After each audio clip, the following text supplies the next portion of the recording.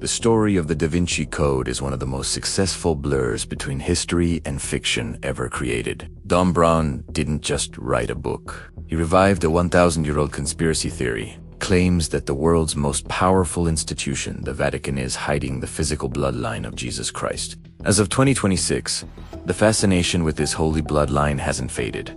But the line between history and myth is clearer. Dan Brown's writing process was less about theological discovery and more about masterclass research into alternative history. He drew heavily from the 1982 nonfiction book, The Holy Blood and the Holy Grail. While studying art history in Spain, Brown became obsessed with hidden symbols in Leonardo da Vinci's The Last Supper.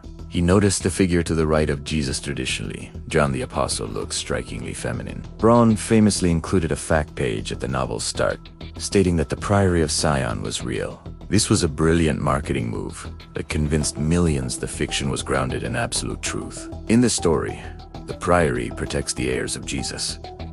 In reality, the Priory of Sion was a 20th century hoax. In 1956, a Frenchman named Pierre Plantard created the Priory to claim he was a descendant of the Merovingian kings. Plantard planted forged genealogical documents in the National Library of France. In 1993, during a legal investigation, Plantard admitted under oath that he had fabricated the entire thing. Despite being debunked, the idea of a secret society was so captivating, it became the backbone of Brown's thriller. If the bloodline were real, why would they live in the shadows? The Church's power rests on the divinity of Jesus.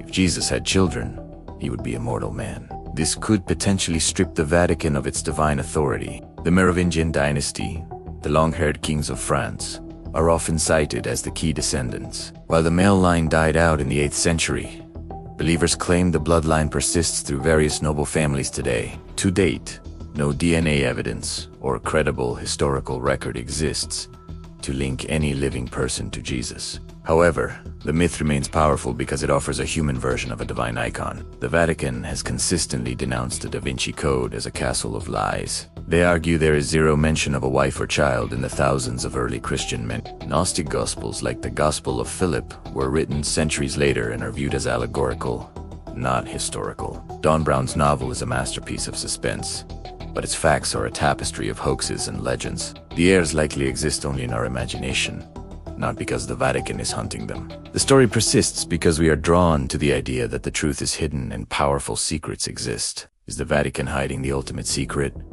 Or is Dan Brown just a genius at selling a good story? Let us know below. For more deep dives into the world's greatest mysteries, make sure to hit that subscribe button.